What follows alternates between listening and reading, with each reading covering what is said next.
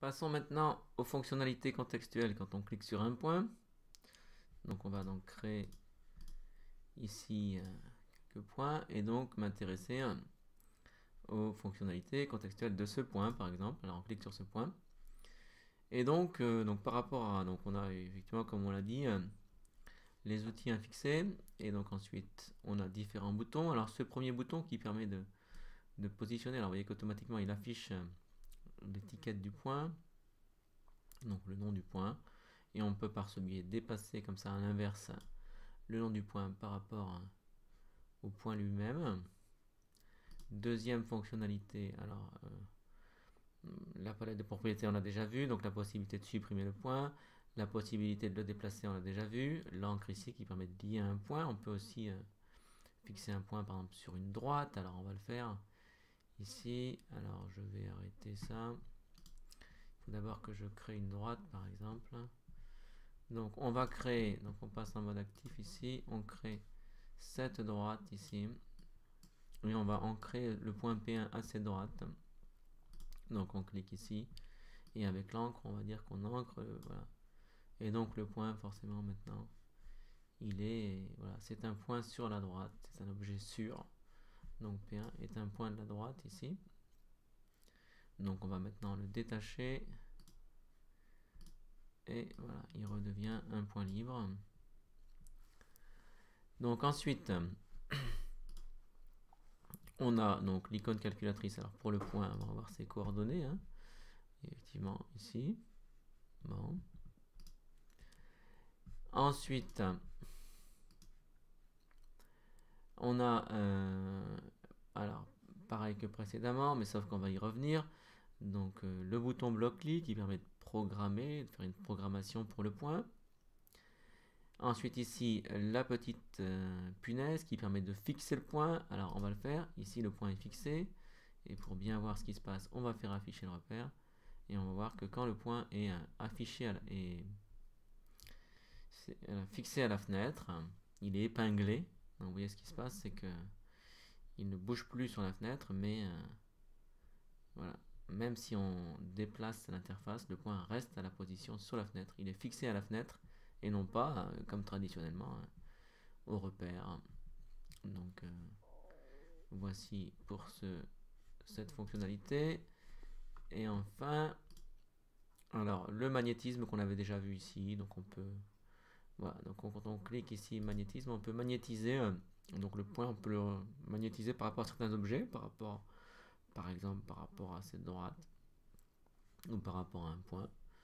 Donc par exemple on va le faire pour la droite ici, donc on va magnétiser le point par rapport, on a choisi effectivement le rayon de magnétisme, donc par exemple 20, c'est pas beaucoup, je vais faire 50 ici, on va valider ça ici, et donc désormais, vous voyez que la droite exerce sur le point P1 un magnétisme de 50 pixels, donc quand on va s'approcher de 50 pixels, le point va être absorbé, magnétisé, alors c'est pas très probant pour l'instant, 50 pixels, voilà, vous voyez, donc le point est absorbé comme ça par, il est magnétisé par la droite, qui exerce un champ magnétique, voilà, autour d'elle ici, et qui peut attraper le point P1, parce que le point P1 a été magnétisé par rapport à cette droite. Donc voilà pour les petits boutons, et on va revenir sur le bouton ici, bloc-ly. Donc on revient sur le bouton bloc-ly qui est ici, et donc on va voir la différence par rapport aux expressions. Alors c'est quasiment pareil, parce qu'un point, on l'a vu, c'est une expression, presque par, voilà, c'est la manifestation géométrique d'une expression qui renvoie une liste de coordonnées, mais il y a une nouveauté ici qui est la palette tortue, et donc la possibilité de tracer de construire de tracer une trace tortue, de dessiner une trace tortue associée au point P1.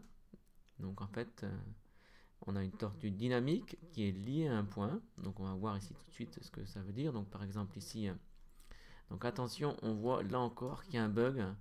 Normalement, je devrais avoir les 5 onglets. Alors je pense que ce sera réglé ça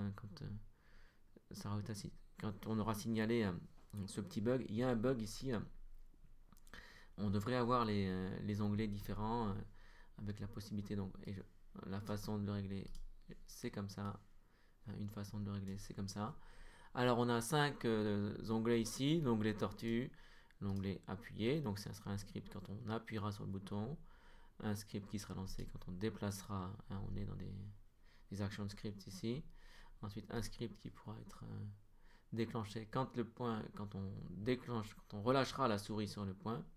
Et ensuite, ici, l'onglet plus classique qui définit les coordonnées du point, qui retourne effectivement ici sous forme d'expression.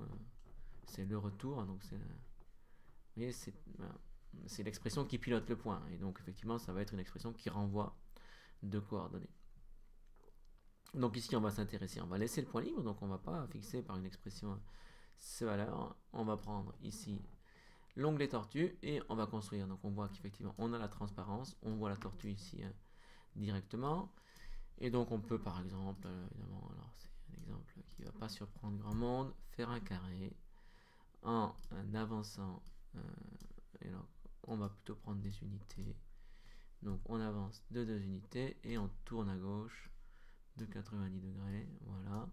Donc voilà typiquement un script tortue. Alors on voit que voilà, alors c'est une trace ici et elle est associée. Alors on va masquer. On n'a pas trop envie de voir ici.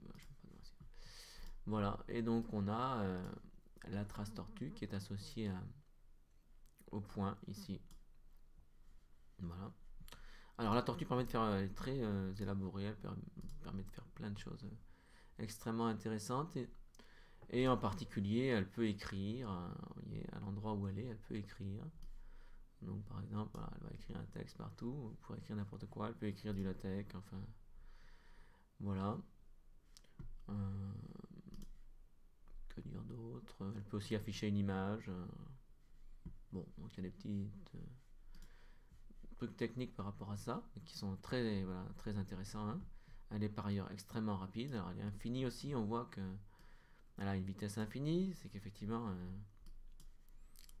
directement, alors on voit pas la tortue bouger, c'est une tortue qui a une vitesse infinie. Et bon, qu'est-ce que je voulais dire d'autre? Donc c'est une tortue dynamique de vitesse infinie. Et que voilà, le code lui-même est effectivement, enfin il y a un dynamisme par rapport au code lui-même, mais là il est propre à DGPad, c'est que vous voyez, en direct on voit les modifications de la tortue, on n'a pas à la déclencher, on n'a pas à la lancer directement. C'est dynamique, vous voyez, si j'enlève ça, hop, ça bouge automatiquement. C'est immédiatement effectué, réalisé, mis à jour. On n'a pas à activer, voilà, à dire à la tortue de se lancer, non, non, elle y va toute seule. Voilà, on a un dynamisme par rapport au script lui-même. Donc voilà ici pour les fonctionnalités contextuelles liées à un point. Alors, ce qu'on va peut-être faire, c'est qu'on va peut-être revenir, parce que je suis pas sûr d'avoir été très clair en ce qui concerne les listes de points. On va refaire une manip peut-être pour vous montrer, d'autant que c'est assez amusant à faire. Alors, on va faire un exemple ici de liste de listes, donc de liste de points qui autour, donc c'est autour des points et autour de la possibilité, voilà, ce qui permettra de voir que dans DGPad on peut utiliser une syntaxe affine sur les points, donc utiliser voilà, dire P1 plus P2, etc. ou P1 et P2 sont des points, et même voilà, prendre racine carrée, etc. Et on va faire les racines carrées d'un point. Voilà, alors je vais vous montrer, effectivement, dit comme ça paraît bizarre. Mais alors, je vais relancer tout ça, voilà. Voilà, alors on va créer un point quelconque. Alors, je vais l'appeler, voilà, je vais l'appeler A, qui s'appelle A. Voilà, et on va créer, dans un premier temps, les racines énièmes de A. Alors en fait, c'est assez facile. Donc là encore, on commence par créer une liste de listes, donc qui va donner une liste de points de façon comme ça très élémentaire, en créant par exemple une liste d'un seul point. Alors voilà, alors avec un crochet ce sera mieux. Voilà, et donc on va aller d'une liste de points. Alors elle est là, hein, si j'en avais pris deux, hein, je vais peut-être en prendre deux ici. Je vais montrer qu'avec deux, on va montrer quand même que c'est bien une liste de points. Parce que là, vous pourriez en douter. Voilà, voilà, alors ouais. Donc on voit que c'est une liste de points. Voilà, il y a 2 points. Ici. Et donc, cette liste, en fait, on va donc la remplacer. Moi, ce que je veux, c'est que ça dessine les racines, les n racines de A. Alors, on va créer un curseur continu. Alors, on va se servir. Bon, je vais peut-être le refaire à la main ici. On va créer un curseur n, donc qui va être par exemple 10. Je vais dire que le minimum c'est 1, que le maximum c'est 100. Et on va valider. Et donc, vous voyez, je crée un curseur avec un incrément. C'est pas mesure, c'est incrément de 1. Donc un curseur entier, mais je le crée à la main. Voilà. Et je l'appelle n. Voilà. Bon, j'ai mon curseur n. Et je voudrais finalement afficher les n racines de A. Mais donc en fait ici donc j'ai mon expression avec une liste de listes et donc sa manifestation sous forme de liste de points. On va modifier ici l'expression pour qu'elle affiche les racines de A, les n racines de A, les n racines nième de A. Et donc pour ça, alors il y a encore mon fameux bug là. On va dans expression et donc on va retourner. Et alors attention les yeux, quand en fait on fait alors on peut faire ça, la géométrie affine évidente, a plus b ou multiplié par un scalaire, ou même multiplier avec utiliser la variable i comme on le verra. Et ici ce qu'on peut faire, c'est qu'on peut carrément prendre la puissance, mais la puissance 1 divisé par n. Et ce qui va se passer, c'est que voilà, si on fait ça, et bien en fait, donc c'est A ici. En fait, qu'est-ce que ça retourne ça? A puissance 1 divisé par n. Alors, parce qu'a priori, on pourrait s'attendre à ce que ça fasse une racine, mais non. Ça, en fait, il y a n racines, donc ça va retourner une liste des n racines. Et donc, si je retourne ça, voilà, j'ai directement, sous forme de liste de points, les n racines de A. Donc, voilà ici, on peut voir que c'est dynamique. Alors, on va fermer ça. Juste, ouais. Donc, on voit qu'on a les n racines de A ici. Voilà. Bon. Et qu'on bouge ici. Bon, bah, ça bouge pas beaucoup, hein, c'est normal ici. Mais on a les n racines de A. Bien. Et ce qu'on va faire, c'est qu'on va en prendre une de ces racines. Et on va construire la racine énième, ou les racines, les puissances, la puissance 1, la puissance 2, la puissance 3, etc. Et la puissance n, donc A, d'une racine parmi celles-là. Alors pourquoi? Ben parce que voilà, parce que c'est, on va voir quoi, ça a un intérêt, c'est assez esthétique. Donc on va créer un autre curseur. Bon, cette fois-ci je vais faire un clic long.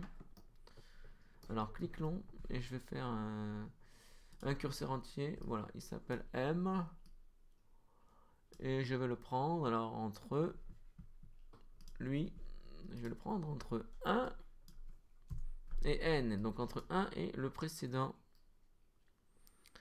Oui, le précédent curseur, voilà, qui me donne le nombre de. Bon, que je vais utiliser, je vais utiliser un peu différemment de ça ici. Là, bon. Voilà, donc en fait, a priori, ça sera donc de 1 à n. Voilà. Donc voilà. Et alors, ce qu'on va faire, c'est qu'au lieu d'afficher. Alors, ça, bon, c'est bon, on a vu. Alors, je pourrais faire. Bon, je vais peut-être le laisser, mais alors, je vais en faire une autre ici. Alors, je laisse ça. Bon, et je vais en créer une autre des listes maintenant. Donc, où je construis 1, 2. Je valide la liste de listes. Et donc cette fois-ci, je vais lui faire afficher. Alors, je vais reprendre le code ici. Je vais me servir de ce code. Bon, c'est vraiment par fainéantise un peu. Donc je copie tous les blocs, il n'y en a qu'un. Et je reviens ici. Dans expression. je colle. Alors pour l'instant, évidemment, ça va faire pareil, donc on voit rien parce que c'est pareil. Sauf qu'en fait, donc, moi ce que je voudrais, c'est que ça me retourne. Alors pour l'instant, c'est une liste de points. Je vais m'intéresser à... Donc je vais créer une liste de points que je vais appeler point. Donc je crée une variable point PTS. Voilà, ok. Donc je crée une nouvelle liste de points. Et ensuite, je vais faire une boucle for. Donc de 1 à n. Donc je vais mettre dans cette liste les puissances successives. J'ai complètement raté, je fais n'importe quoi là. De 1 à n, les puissances successives de donc cette liste ici.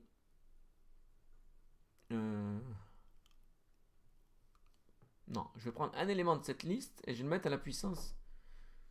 Voilà, ça va pas être très clair. Alors, je vais utiliser une autre variable pour que ce soit plus clair. Je sais pas indispensable, mais alors je vais l'appeler u. Ok. Et donc dans u, je vais mettre ça. Alors je vais fixer u à donc oui, donc, je vais prendre dans cette liste la valeur m. Donc je vais dans liste et je prends donc de cette liste, je prends la valeur n. M. Ah non, mais c'est pas une variable évidemment. C'est l'expression que je dois prendre. Donc voilà. Bien. Et ensuite, de 1 à m, et ben, je mets dans la liste u à la puissance i. Alors, j'ajoute à la fin de la liste PTS u à la puissance i.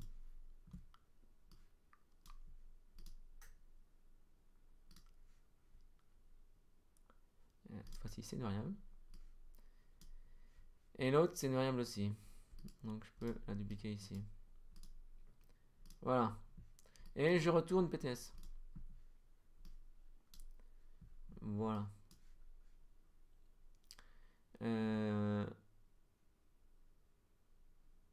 Voilà. Et donc, bon. Je vais masquer ici cette... voilà. Et vous voyez que si on augmente le nombre de points,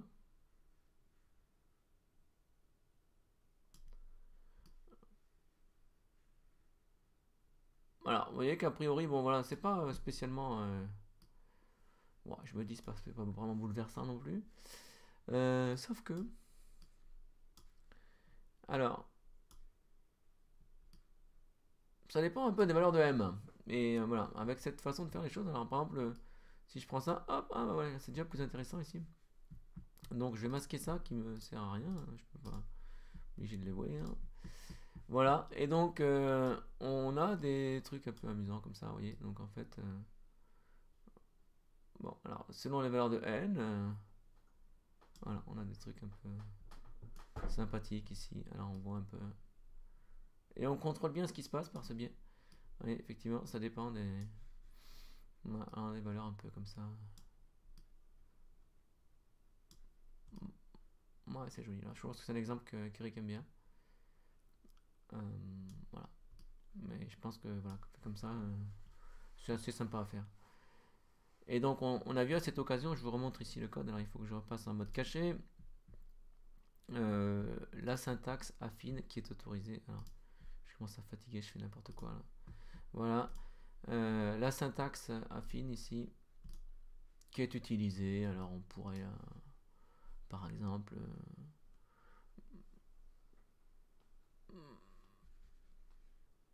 enfin, on faire tout effectivement, ajouter, multiplier. Alors utiliser également i. Alors est-ce que je pourrais le faire ici alors pourquoi pas, tiens, essayons un peu de faire un peu... alors, je vais masquer ça, on va essayer d'utiliser i. Bah, pourquoi pas, alors ici, allons-y. C'est ici.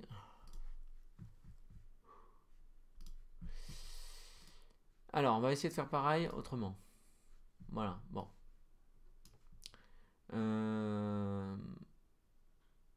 Bon. Alors si ça ne se présente pas, tiens, on va modifier cette... on va refaire l'exemple du tournesol, que vous connaissez maintenant à bien connaître, en utilisant i. Parce qu'effectivement, là, pour le coup, ce sera... on va pouvoir se servir d'une puissance... comme à chaque fois, c'est i multiplié par un angle fixe ici. Donc on va faire comme ça. Bon, très bien. Alors, je vais effacer une des listes. Donc je vais garder celle-là ici. Alors, on va supprimer pour que ce soit ici. Alors, je vais démasquer ça. Je vais le supprimer. Tant pis. Hop, ici. Voilà. Alors, je garde une liste dont on a déjà comme ça sa manifestation sous forme de liste de points. Donc, M, c'est un curseur entier. On a dit qu'on allait le fixer, nous. Alors, lui, je vais l'appeler Ang. Je reviens comme précédemment. Alors, c'est juste pour vous montrer les différentes possibilités de syntaxe. Alors, je vais l'appeler Ang pour reprendre un peu le même nommage que précédemment. Et on va dire que c'est un curseur continu. Donc, je vais le prendre ici de mesure d'incrément libre. Ces bornes, je vais les fixer entre 130 et 140. On va valider. Et ici, on va prendre un curseur que j'appelle M, mais qui va être entre 1 et 200. Alors, je vais faire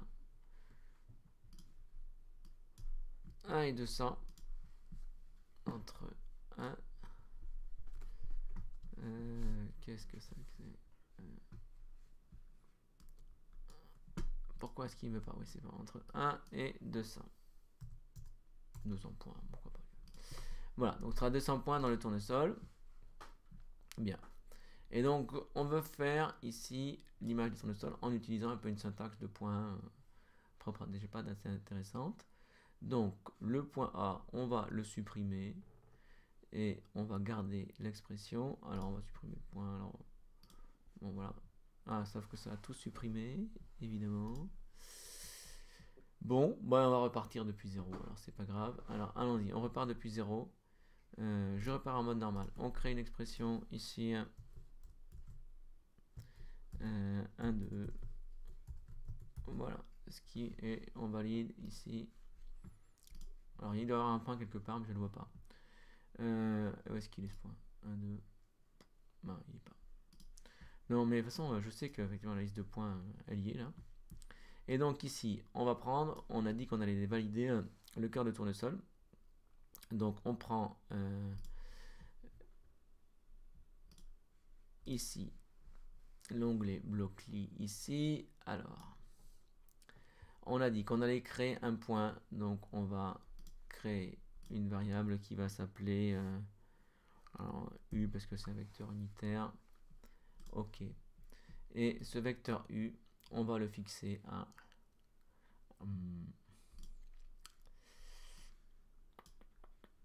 alors c'est là qu'on va utiliser I. Cosinus.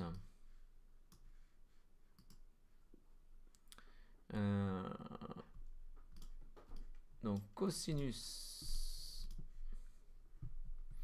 Alors ça va m'éviter d'utiliser des listes ici. Enfin on va utiliser dans les coordonnées de points. Je vais utiliser directement une syntaxe avec I. Donc ici on va utiliser I fois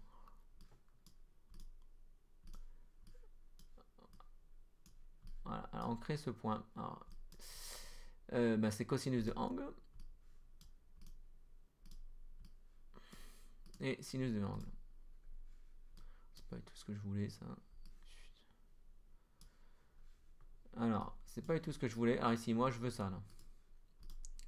Donc voilà. Alors j'ai mon point U. Voilà. Mon vecteur unitaire. Et donc on va créer une variable qui s'appelle point, qui est donc la liste de points, mais sous forme de liste. Donc on a une liste de points.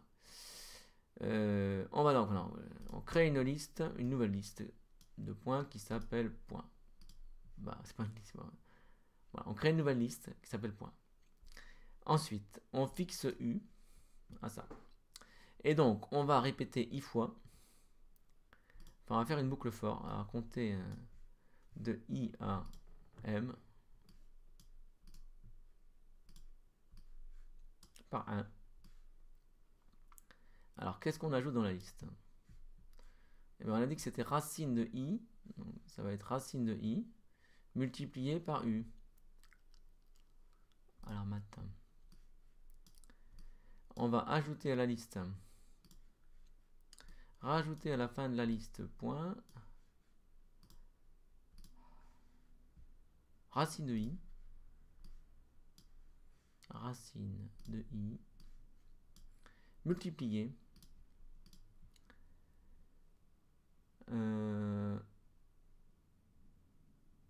alors, sauf qu'effectivement, alors c'est là que ça, oui, c'est ça qui va être intéressant, effectivement. Donc là, j'aurais pu mettre n angle et sinus n angle. Donc ça aurait été une solution. Non, enfin de mettre cosinus ici, ouais, enfin, d'intégrer le u à l'intérieur et de mettre. Ah, sauf que le i qui est là, il va être perturbant effectivement ici là. Bon, je vais pas prendre i parce qu'en fait, je prends une autre variable. Je pense que ça ne crée pas de problème. Mais pour la clarté des choses, on va utiliser une nouvelle variable j parce que là, alors ou jk, voilà. Sinon, c'est un peu confusant, même si je pense que ça poserait pas de problème. Déjà pas d'un. Effectivement, ce i là doit avoir un statut manifestement, vous voyez qu'il est en bleu, donc il n'a pas le même statut, mais je vais prendre effectivement ici k. Alors k de 1 à n. Alors ici, ça va être k. Pour que ce soit bien clair, par confondre les deux i. Alors, c'est donc racine carrée de k multiplié. Alors, soit on a la possibilité, on va faire les deux, m'a dit, alors pourquoi pas. Alors, donc ici, première possibilité, alors c'est la plus élaborée, c'est qu'on va faire u puissance i. Donc, on fait u puissance i. Bon, sauf qu'il faut avoir pas avoir deux mains gauches ici. Alors, je remets ça ici. Alors, on recommence. Donc, racine carrée de k fois u puissance i. U puissance i.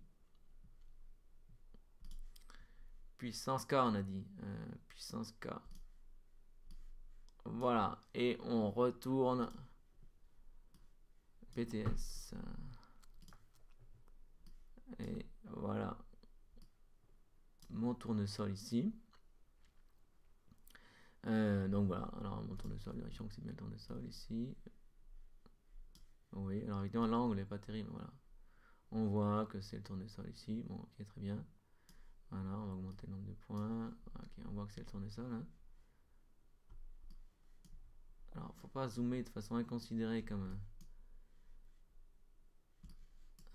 je viens de le faire. Voilà. Donc voilà, ici. Donc mon tournesol ici. Et donc, on remonte un peu la syntaxe. Voilà, rassurez-vous, c'est bientôt fini. Donc voici ici. Alors c'est pénible de voir ça en même temps. Là. Alors on va bouger la fenêtre ici. Bon, il est temps que je m'arrête là parce que je suis fatigué là. Bon. Alors je vais bouger cette figure. Voilà. Pour qu'elle n'obstrue pas. On va la mettre ici comme ça. Voilà. Et donc on reprend ici. Voilà la liste. Que vous puissiez bien voir ici. Les deux syntaxes possibles. On voit qu'effectivement on a beaucoup de liberté ici. Donc on a créé le vecteur unitaire et on a pris ici ensuite racine carrée de k fois u puissance k. On aurait pu faire voilà, sans la puissance ici en fixant u à l'intérieur ici en mettant k. Donc vous voyez c'est cos angle donc ici plus i sin angle donc il faut faire k fois ici on va faire une multiplication à la place.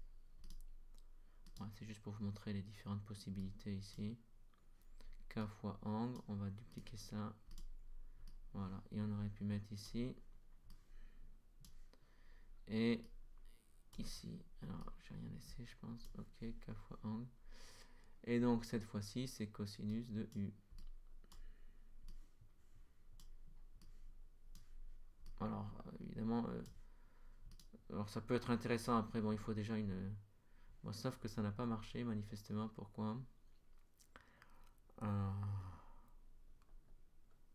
Bah, peut-être parce que j'ai juste zoomé bêtement. Non, non, ça n'a pas l'air de marcher, ça.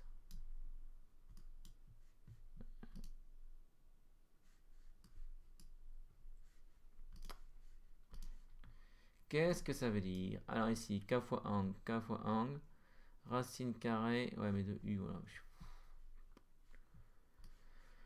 Racine carrée de k multiplié par u, voilà. Bon. Ok, excusez-moi, hein, je suis un peu, voilà. Voilà, donc voici ici cette liste de points, donc ce tournesol. Non, ici.